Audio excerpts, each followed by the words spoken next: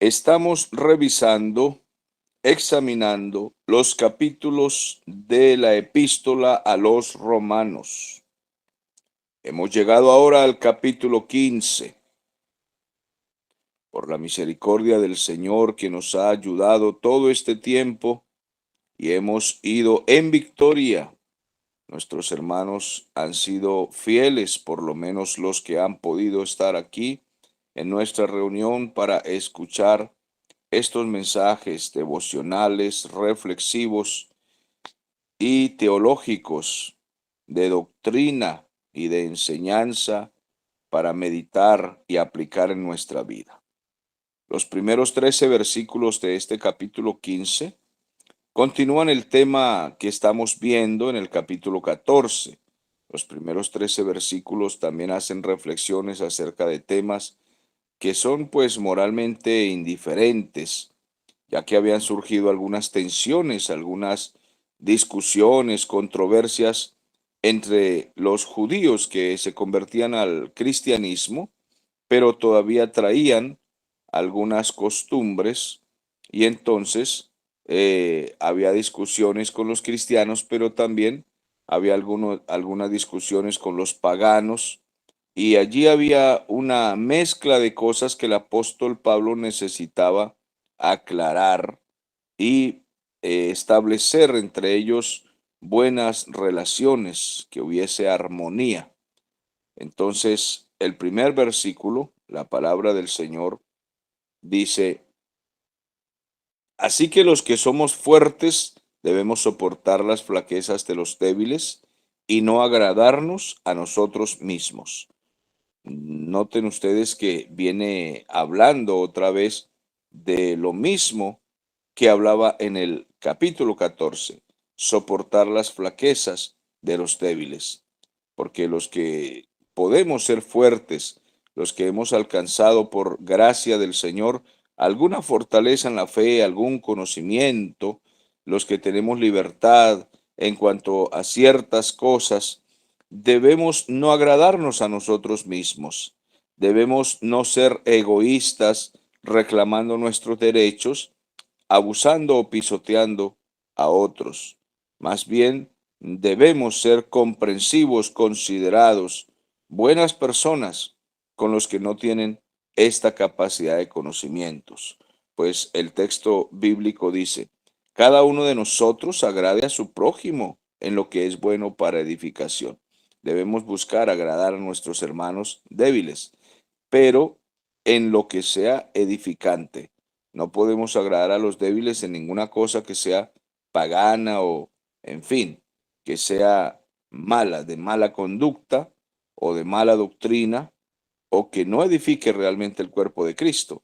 Pero en lo que sea para edificación debemos agradar al prójimo, porque ni aun Cristo se agradó a sí mismo, antes bien, como está escrito: los vituperios de los que te vituperaban cayeron sobre mí, porque las cosas que se escribieron antes para nuestra enseñanza se escribieron, a fin de que por la paciencia y la consolación de las Escrituras tengamos esperanza. Pero el Dios de la paciencia y de la consolación os dé entre vosotros un mismo sentir según Cristo Jesús, para que unánimes a una voz glorifiquéis a Dios, al Dios y Padre de nuestro Señor Jesucristo. Por tanto, recibíos los unos a los otros, como también Cristo nos recibió para gloria de Dios. Pero os digo que Cristo Jesús vino a ser siervo de la circuncisión, para mostrar la verdad de Dios, para confirmar las promesas hechas a los padres, y para que los gentiles glorifiquen a Dios por su misericordia, como está escrito: por tanto yo te confesaré entre los gentiles y cantaré a tu nombre. Y otra vez dice la palabra: alegraos gentiles con su pueblo. Y otra vez dice: alabad al Señor todos los gentiles y magnificarle todos los pueblos. Y otra vez dice Isaías: estará la raíz de Isaí, y el que se levantará a regir los gentiles esperarán en él. Y el Dios de esperanza os llene de gozo y paz en el creer, para que abundéis en esperanza por el poder del Espíritu Santo. Bueno, aquí el apóstol Pablo está velando por la unidad, para que no haya contienda entre los hermanos y juntos a una sola voz puedan adorar al Señor. Debemos vivir para agradar a Dios primeramente y poder agradar al prójimo en lo que sea bueno, en lo que sea edificante. Esa es la manera cristiana de actuar. El Señor Jesucristo nos dio ese ejemplo. Él agradó a su Padre, no se agradó a sí mismo, y él procuró siempre todo el bien, en todo lo que mostró, todo el bien. Al agradar a Dios, agradaba a los verdaderos siervos de Dios, los que realmente le seguían. Por eso es que él dice: los vituperios de los que te vituperaban cayeron sobre mí, en el Salmo 69. Entonces, él estaba consagrado en darle el honor a Dios. A él no le importaba si lo injuriaban, si no tomaban en cuenta su palabra, si tomaban sus palabras como insultos o si lo insultaban a él mismo. A él no le importaba nada esto, sino agradar al Padre. Entonces, esta cita de los Salmos nos está recordando, esta cita que hace aquí Pablo, nos está recordando al Antiguo Testamento, las enseñanzas que en el Antiguo Testamento se escribieron no fueron escritas ni por casualidad, ni tampoco, ni tampoco, ¿cómo lo diríamos? En la Biblia no hay rellenos, no existe ningún relleno, nada está escrito por relleno, sino que todo tiene un propósito. Y el propósito, lo dice el apóstol Pablo, es para nuestra enseñanza, para que nosotros nos demos cuenta que siempre hay un mensaje en todo conflicto, siempre hay un mensaje de parte de Dios. Entonces, las cosas que se escribieron en la antigüedad para nuestra enseñanza se escribieron.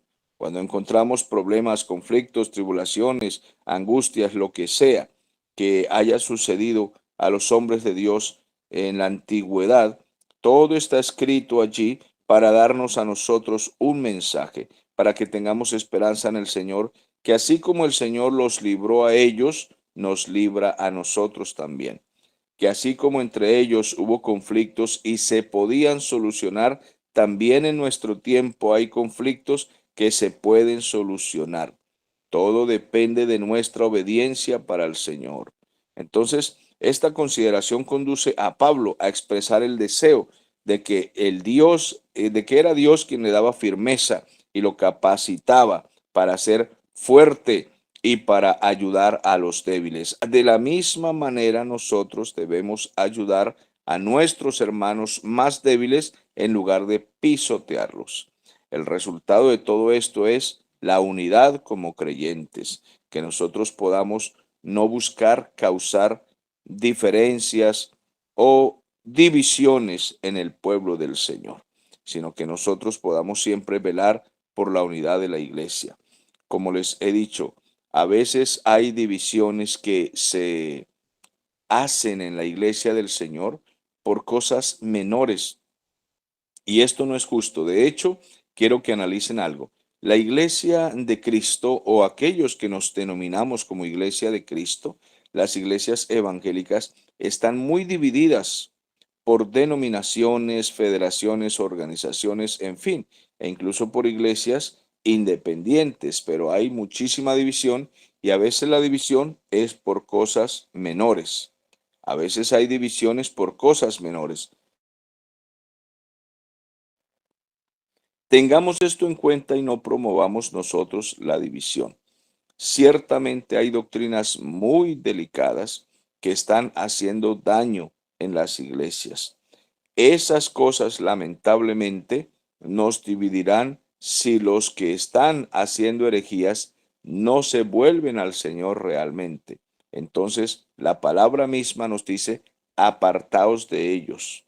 Dice que debemos apartarnos de aquellos que enseñan herejías, que golpean o manipulan al pueblo del Señor porque hacen daño. Y en este caso no nos referimos a ese tipo de divisiones que son ocasionadas por doctrinas que son más delicadas y más sensibles, o incluso por las doctrinas que son fundamentales. Pero estamos hablando aquí de cosas triviales, de cosas menores, secundarias, Y lamentablemente muchas iglesias se dividen por estas cosas e incluso hay gente que ni siquiera se saluda a causa de estas diferencias de opinión. Entonces, no es justo que esto ocurra y es por inmadurez, por falta de sensatez e incluso por falta de humildad. No es justo que esto suceda, que esto ocurra en el pueblo del Señor. Entonces, aquí tengo algunas notas. Es Cristo quien atrae bendiciones también a los gentiles. Dios se propuso que las naciones oyesen el Evangelio y que aquellos que creen glorifiquen a Dios por su gran misericordia. Esto no debería constituir una sorpresa para los creyentes judíos, porque está predicho frecuentemente en las Escrituras. En el Salmo 18:49.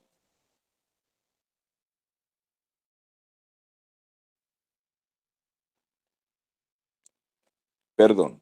En el Salmo 18:49, por ejemplo, David anticipa el día en que el Mesías cantará alabanzas a Dios en medio de las huestes de creyentes gentiles. Esto es una maravilla. El Señor, aquí el versículo 10 dice, otra vez dice, alegraos gentiles con su pueblo, ¿no?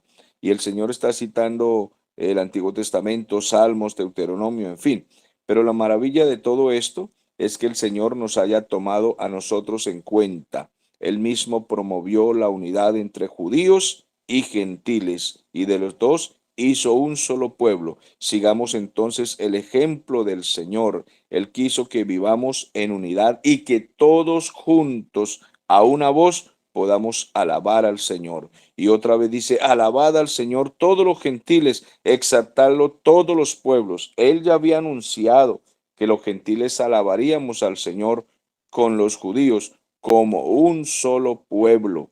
En el reino milenial esto será maravilloso, todos entonando cánticos de alabanza y de adoración, y luego a la eternidad como un solo pueblo, como un solo cuerpo, en un solo coro, sin divisiones. Entonces, amados hermanos, estas palabras nos llenan de esperanza, de fortaleza, para que podamos ser obedientes y no causemos nosotros divisiones. Pasemos entonces a otros temas que está tratando el apóstol Pablo también en este capítulo, a partir del versículo 14. Estoy seguro de vosotros, hermanos míos, de que vosotros mismos estáis llenos de bondad y rebosantes de todo conocimiento, de tal manera que podéis aconsejaros unos a otros. Entonces, el apóstol, aunque no había conocido aún a los cristianos de Roma, él está persuadido, él dice que está convencido, que está confiado de que ellos tomarán bien sus amonestaciones, de que ellos tomarán bien sus palabras, de que no las van a rechazar. Él está seguro del conocimiento que ellos poseen de la doctrina cristiana y que ellos están capacitados incluso para amonestar también a otros de acuerdo a lo que Pablo está enseñando. Pero os he escrito, dice el versículo 15, hermanos, en parte con atrevimiento, como para haceros recordar por la gracia que de Dios me es dada. Es decir, que como maestro, que a pesar de su confianza en ese progreso espiritual o crecimiento que están teniendo los creyentes en la iglesia que está en Roma, él está convencido de que ellos aceptan su atrevimiento, de que Él es un maestro de la palabra y Él quiere recordarles algunas cosas, algunas responsabilidades o privilegios que tienen en la obra del Señor. Su osadía no es grosera, simplemente Él es un maestro a los gentiles y Él quiere ayudarles a ellos en su crecimiento. El versículo 16 dice, para ser ministro de Jesucristo a los gentiles, ministrando el Evangelio de Dios, para que los gentiles les sean como ofrenda agradable, santificada por el Espíritu Santo.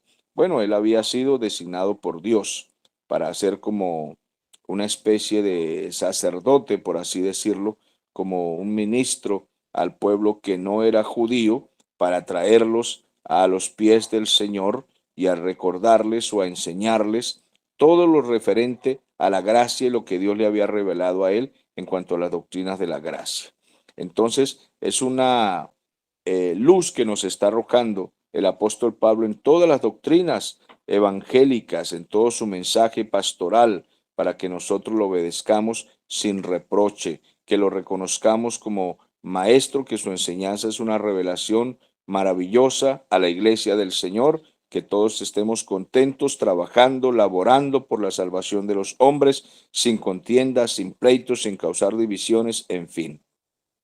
Si nosotros tomáramos en cuenta realmente las enseñanzas del Espíritu Santo, de los apóstoles y especialmente de estas epístolas tan maravillosas que nos escribe el apóstol Pablo, estoy seguro que si lo tomáramos en cuenta, permítame poner comillas, todos seríamos como cristianos maestros, seríamos maduros en muchos sentidos o en todos los sentidos.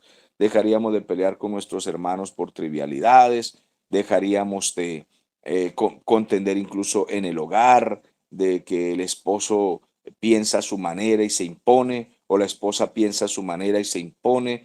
Nosotros seríamos más flexibles, sin necesidad de perder la santidad, sin necesidad de irnos a ningún extremo, seríamos más equilibrados, más sabios. Si tomáramos en cuenta todas estas palabras que se nos están enseñando, tendríamos mucho conocimiento. Entonces dice el apóstol Pablo en el versículo 17, tengo pues de qué gloriarme en Cristo Jesús en lo que a Dios se refiere. Él dice que él tendría de qué gloriarse. Bueno, como maestro, su ejemplo, su trabajo, su apostolado, todo. Sin embargo, él es un humilde siervo de Cristo. Él no se dedica a jactarse. Con todo lo que él pudo hacer, no se dedica a jactarse, sino que él cumple su trabajo fielmente, pero él quiere que la iglesia escuche lo que Dios está enviando a decir, que dejemos toda soberbia, que podamos vencer toda tentación, que dejemos toda contienda y que contendamos por lo que verdaderamente debemos contender, por lo que es válido. Entonces, él dice que no quiere jactarse de nada, sino lo que quiere es ayudar al cuerpo de Cristo. Eso es lo que él quiere, ministrar el poder del Espíritu Santo para que la iglesia se mantenga en unidad. Dice, porque no osaría hablar sino de lo que Cristo ha hecho por medio de mí para conducir a los gentiles a la obediencia. Ese es mi propósito, hermanos, dice Pablo. Yo quiero conducirlos a la obediencia y lo he hecho de palabra y de obra. Les he predicado, les he enseñado la teología profundamente, les he dado ejemplo, les he dado buen testimonio. Entonces no es que se esté jactando Pablo, sino que él está enseñando con su vida y con palabras y con su vida. Él no pretende hablar necesariamente de que él es mejor que otros, tampoco exponer su ministerio como si fuera la gran cosa, sino que les está haciendo ver con mucha humildad que todo su trabajo y su esfuerzo es por el bien, por la salvación de otros, y lo que Él quiere es que sean obedientes, porque ser obedientes trae bendición. El mensaje que Pablo predica es muy recto, es muy claro, lleno de milagros, lleno de osadía, de valentía, de ejemplo, de sufrimiento, y Él quiere que todos aprendamos de Él. En el versículo 19 dice que con potencia, con poder de señales, prodigios, en el poder del Espíritu Santo, de manera que desde Jerusalén y por todas partes, hasta el lírico, Él ha llenado del Evangelio de Cristo. El Señor ha confirmado el ministerio de Él como apóstol por medio de esas señales y milagros, de lecciones poderosas, de cosas que nos inspiran, que nos pueden llenar de asombro y decir, verdaderamente vale la pena servirle a Jesucristo. Sigamos el ejemplo de Pablo, que él dijo, imítenme a mí como yo imito a Cristo. Él había ido por toda esa geografía, por todo ese mapa, llevando el Evangelio con poder, a veces solo, sufriendo, con pobreza. No fue un hombre millonario, no tenía aviones privados, ni carros, ni nada. Y lo único que hacía era enseñar y predicar, enseñar y predicar. Si nosotros nos dedicáramos a esto y no a nuestros egoísmos, a lo que yo pienso, a lo que yo digo, a lo que yo impongo, a lo que yo deseo, alcanzar mis propias metas, mis propios sueños, amado, imagínese que cada uno fuera una copia de Pablo. La iglesia sería poderosísima si cada uno fuera una copia del apóstol Pablo. Dice el versículo 20, y de esta manera me esforcé en predicar el evangelio, no donde Cristo ya hubiera sido anunciado, para no edificar sobre fundamento ajeno. Entonces Pablo se procuraba predicar ayudar a los pequeños, a los más débiles, etcétera, pero también llevar el evangelio a lugares donde nunca nadie había sido predicado, donde no habían escuchado de Jesucristo y establecía allí fundamentos desde las raíces, desde pequeños. Entonces, qué bueno que nosotros pensemos en ir a hogares donde de pronto les han predicado un evangelio falso, torcido, y comenzar a establecer la doctrina de Cristo y poner fundamentos, ir a lugares donde de pronto jamás hayan ido a una iglesia cristiana, han vivido en paganismo, en idolatría, en mentiras, y podamos establecer las doctrinas de Cristo allí, abrir nuevos hogares, no cansarnos de evangelizar, de predicar. Si todos estuviéramos en la mente deseando que la iglesia del Señor realmente crezca, que las almas se salven, ¿cómo sería la iglesia del Señor?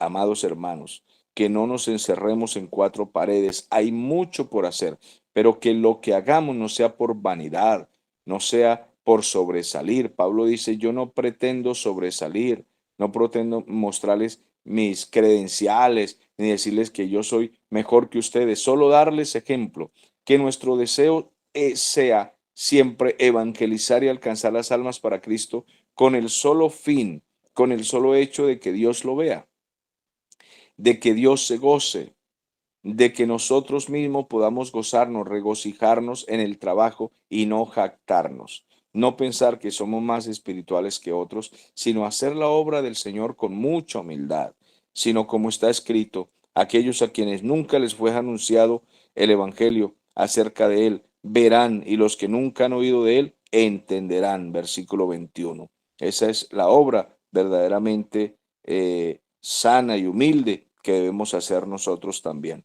Por esta causa me he visto impedido muchas veces de ir a vosotros. Su deseo era llegar hasta donde estaban los romanos e incluso, ahorita veremos algunos textos, pasajes donde él dice, deseo llegar hasta Roma y pasar de ahí incluso a España.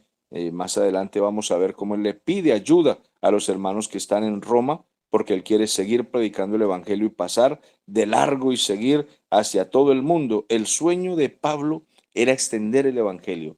En eso era que vivía y pensaba. El versículo 23 dice, pero ahora no teniendo más campo en estas regiones y deseando desde hace muchos años ir a vosotros, cuando vaya a España iré a vosotros, pues espero veros al pasar y ser encaminado hacia allá por vosotros una vez que haya disfrutado de vuestra compañía. Él decía que estar entre los hermanos para él era un gozo, era disfrutar y que deseaba seguirles enseñando y pasar incluso de largo y que ellos lo ayudaran, lo animaran para él continuar su viaje con tal de que el Evangelio se extendiera hasta todo rincón y les está pidiendo auxilio y que él está satisfecho de enseñar a todo el que quiera apoyar sus viajes misioneros y recibir las enseñanzas doctrinales que él está dando. Entonces dice, pero ahora voy a Jerusalén para ministrar a los santos. Entonces, por ahora les escribo que voy para Roma y luego pasaré a España. Pero en este momento voy a ir a Jerusalén. Tengo algo que hacer en Jerusalén. Voy a fortalecer allí algunas iglesias, algunos hermanos pobres que están en ese lugar. Necesito ir a llevarles algunas ofrendas, orar por ellos. En fin, Pablo era un hombre totalmente ocupado en la obra del Señor. Y él está recogiendo incluso ofrendas que no las tomaba para él, recogía ofrendas para ir a ayudar a hermanos pobres, ni siquiera tomaba el dinero para él. Versículo 26, porque Macedonia y Acaya tuvieron a bien hacer una ofrenda para los pobres que hay entre los santos que están en Jerusalén. Entonces los creyentes de Macedonia y Acaya habían contribuido en hacer fondos para aliviar las penalidades de los cristianos pobres. Y esto era lo que a Pablo le interesaba, que el Evangelio se extendiera a hacer el bien, ayudar a las viudas, ayudar a los más débiles. Había muchas viudas porque les perseguían, arrestaban a los esposos y los mataban, y él se preocupaba por estas mujeres. Entonces, dice el versículo 27, les pareció bien a ellos hacer esta ofrenda, ya que son deudores a ellos, porque si los gentiles han sido hechos partícipes de sus bienes espirituales, deben también ellos ayudarlos con bienes materiales. Así que cuando haya concluido esto y les haya entregado esta ofrenda, pasaré entre vosotros rumbo a España.